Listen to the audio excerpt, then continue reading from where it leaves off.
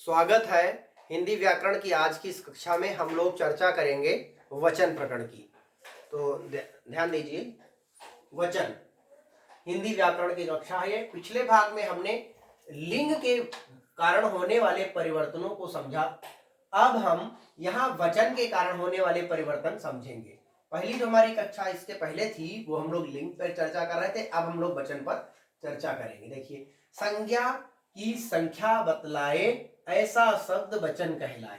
तो ध्यान दीजिए, ये लाइन आपको गुनगुनानी है। संज्ञा की संख्या बतलाए ऐसा शब्द वचन कहलाए।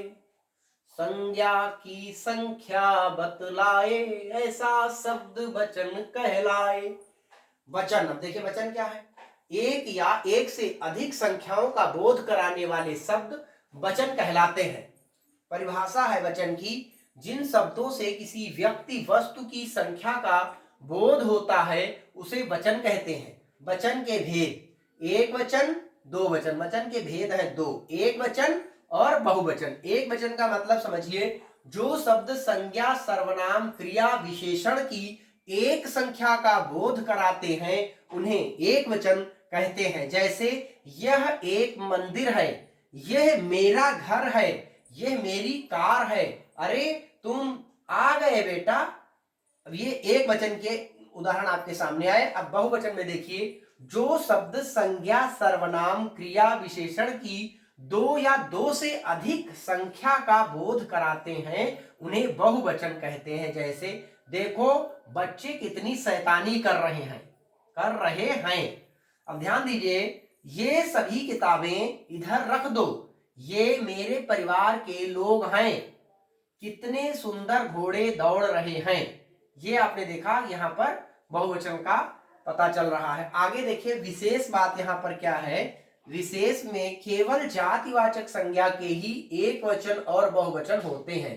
केवल जातिवाचक संज्ञा के ही एक वचन और बहुवचन होते हैं। व्यक्तिवाचक और भाववाचक संज्ञाएं सदा एक वचन की होती हैं। इस बात को ध्यान से समझ लीजिए, केवल जातिवाचक संज्ञा के ही एक वचन और बहुवचन होते हैं। व्यक्तिवाचक और भाववाचक संज्ञाएं सदा एक वचन में प्रयुक्त होती हैं।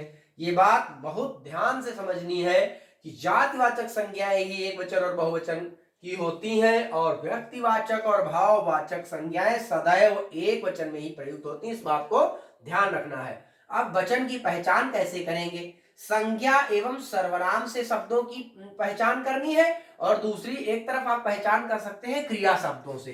तो वचन की पहचान दो तरीके से होगी, संज्ञा सर्वनाम शब्दों से और क्रिया शब्दों से। तो एक यहाँ पर उदाहरण देखते हैं, लड़का गीत गा रहा है। लड़का गीत गा रहा है, तो लड़का गीत गा रहा है मतलब एक ही है, गीत गा रहा है, तो लड़का एक वचन की सूचना यहाँ पर दे रहा है, संज्ञा। अब यहाँ पर संज्ञा है, लड़के गीत गा रहे हैं, लड़के गीत गा रहे हैं, तो यहाँ पर बहुवचन की संज्ञा आ गई, तो लड़के गीत गा रहे हैं, यहाँ पर बहुवचन का हो गया। अब क्रिया से उदाहरण देखिए, क्रिया का, किसान खेत जोत रहा था। किसान खेत जोत रहा, यहाँ जोतना क्रिया है, तो जोत रहा था एक वचन की बात हो रही, जोत रहा था। किसान खेत जोत रहा था एक वचन का। फिर किसान खेत जोत रहे थे, किसान खेत जोत रहे थे, तो यहाँ पर बहुवचन का मैसेज मिल गया आपको। तो ये क्रिया से पहचान हो गई इसकी, ये है क्रिया, जोत रहा था, जोत रहे थे। और इधर है संज्ञा एवं सर्वनाम, तो ये संज्ञा, यहाँ पर लड़का संज्ञा है और लड़के संज्ञा है, तो यहाँ संज्ञा से आपने पहचान लिया।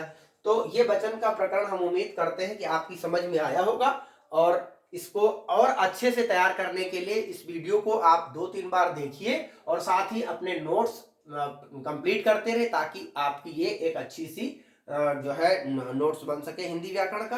तो हम उम्मीद करते हैं कि इस टॉपिक में आपको समझ में आया होगा। आज के लिए इतना ही, बहुत बहुत धन्यवाद।